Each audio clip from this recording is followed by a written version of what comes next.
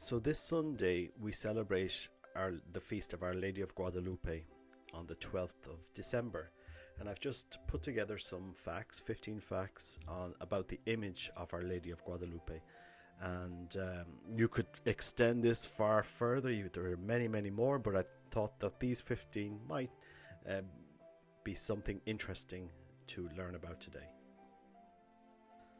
So the first interesting fact is the date that Our Lady appeared on the Tilma of Juan Diego, and the date was the 12th of December 1531, which was the winter solstice, the shortest day of the year, which was celebrated in Mexico by the Aztec. Many people don't realize, but that date, the 12th of December 1531, is pre-Gregorian calendar change. After the Gregorian calendar was changed, that date, the shortest day of the year, is currently the 21st of December. So it's a very interesting fact that Our Lady appeared on the shortest day of the year, which would be highly significant to the Aztecs. Our Lady appeared on Tepeyac Hill, and coincidentally, the coordinates of this hill is 19 degrees north, 99 degrees west. And Mary is mentioned 19 times in the Bible, and she is pregnant with her son, who is the Good Shepherd. So we can see Mary telling us, I am the woman of the Bible, and I carry the Good Shepherd. The image is on a cloth made from cactus. The image has remained intact with all its original vibrancy for 475 years. The natural lifespan of cloth made from fibre from agave or maguey plant is only about 30 years. And so it's quite incredible that after nearly 500 years now, we have this image still intact on that cloth. The image is a pictograph which could be read and understood by Aztec Indians. The stars signify she comes from heaven, the Queen of Heaven. The constellations are the exact position as appeared before dawn on the morning of the 12th of December 1531, which was the winter solstice. In the centre of her robe, overlaying her womb, is a 4-petal quincunx flower in the shape of a cross, which is the sign of the divine and the centre of the cosmic order of the Aztec. The Virgin's baby, Jesus, is the divine and the centre of the universe. A black cross is on the brooch around her neck. This signifies she is a follower of the God of the Spanish missionaries, Jesus Christ, who died on the cross for all. She stands in front of the sun. The sun symbolizes the greatest Aztec god, Huitzilopochtli. She announces the God who is greater than their sun god. She stands on the moon. The crescent moon symbolized the Aztec god Quetzalcoatl, the feathered serpent moon god. She has clearly crushed and defeated him. There is no undersketch or underdrawing on the image. Infrared photography has demonstrated that there is no sketching on the image whatsoever. Dr. Philip Callahan, a research biophysicist from the University of Florida, explains, it is inconceivable that an artist in the 16th century would paint a portrait without first doing a drawing on it. Making an undersketch prior to painting a portrait goes back to antiquity. Such an exquisite depiction on textile made from cactus fibre is inexplicable given the lack of sketching. Of all the characteristics of the image, this is perhaps the most astounding. The microscopic likeness of a bearded man was discovered on the pupils of the Virgin, first in 1929 and again in 1951. A bearded man corresponds to the contemporaneous pictures of Juan Diego. No human painter could have foreseen putting infinitesimally small images of Juan Diego in the eyes of the Virgin so that later advances of human technology could detect them. Furthermore, it is impossible for any human to have painted the images because they are simply too minuscule to produce. Jose Asta Tonesman, a Peruvian ophthalmologist, examined Mary's eyes at 2,500 times magnification. He was able to identify 13 individuals in both eyes at different proportions, just as human eyes would reflect an image. It appeared to be at the very moment that Juan Diego unfurled the tilma before Bishop Sumarraga. The image is always at 36 degrees Celsius or 98 degrees Fahrenheit, the temperature of the human body. It is demonstrable fact that no matter what the surrounding temperature, season or weather, the image remains at an even 36 degrees Celsius, the normal temperature of the human body. The Basilica of Guadalupe is the most visited Marian shrine in the world.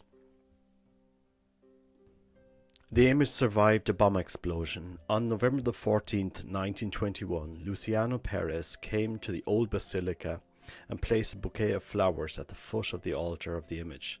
He quietly left the church, and the dynamite hidden in the bouquet exploded. The bomb destroyed all the vases on the altar, a few of the marble steps up to it, and some candlesticks. The crucifix was doubled back, but the glass covering the image was not even broken. Number 15 and last, the image contains celestial music.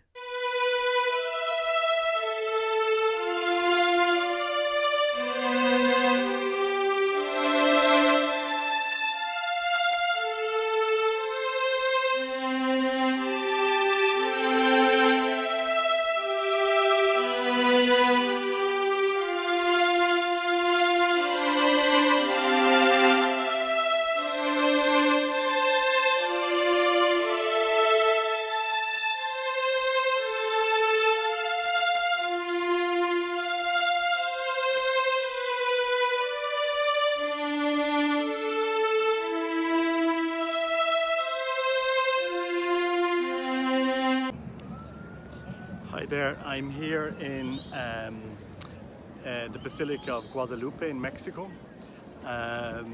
This is a place I always come to when I come to Mexico. Probably the Marion shrine I've most visited in my life, because it's 25 years since I've been coming here, and I don't remember how many times I've been here. It's been a lot. So behind me here you have the new basilica, and then here beside it you have the old basilica. I'm not a fan of new architecture, but this basilica here actually does a lot of functional aspects for pilgrims, because it's a lot bigger than the old one. And the old one is, as you can see here, is lopsided. It's actually sinking. So it's important that the safety of the pilgrims is protected. So you have a lot bigger, a much bigger basilica here behind me, and you also have it also ventilates very well for the large crowds. So this is a historic place here in Mexico.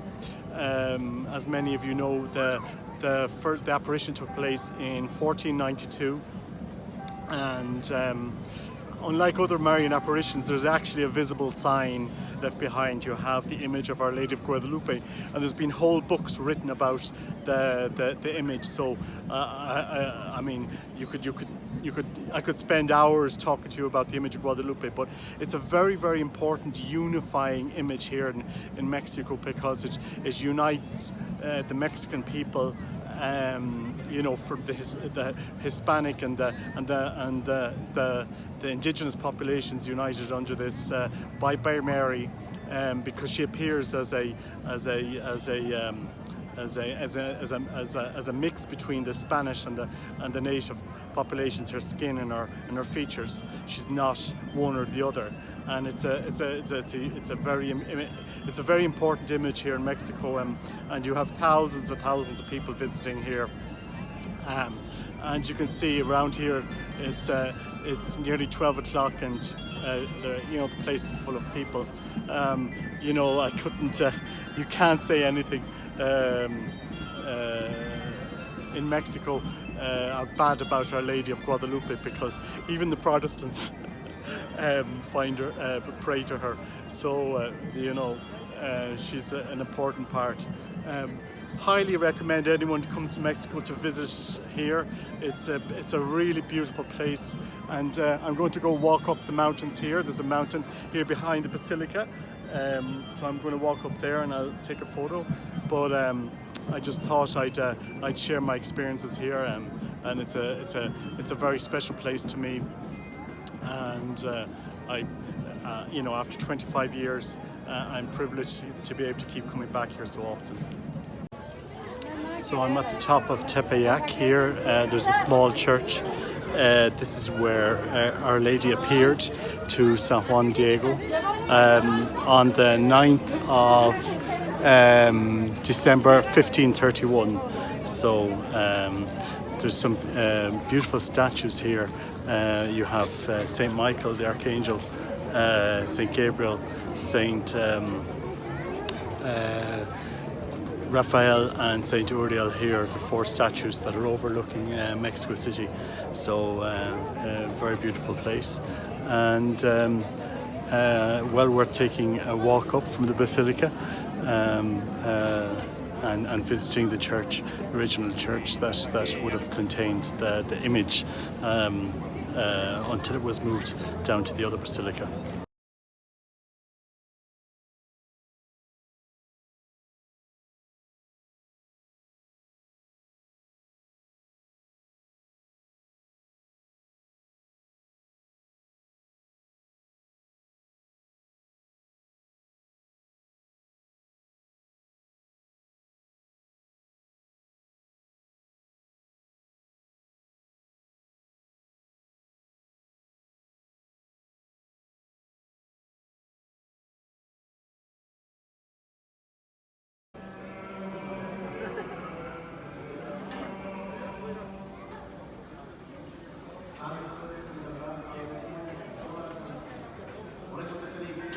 Que santifiques estos dones con la infusión de tu Espíritu, de manera que sean para nosotros el cuerpo y la sangre de Jesucristo, tuyo y Señor nuestro, el cual iba a ser entregado a su pasión voluntariamente aceptada como pan.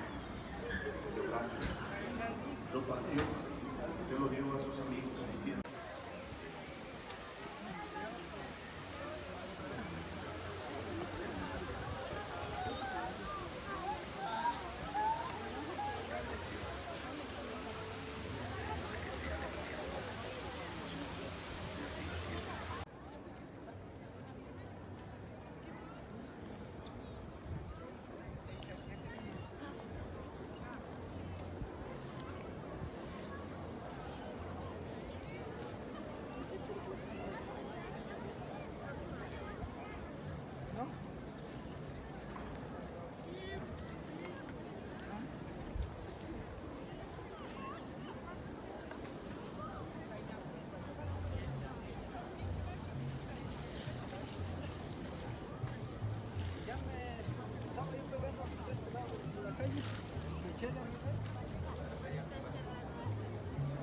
Espero que haya paz.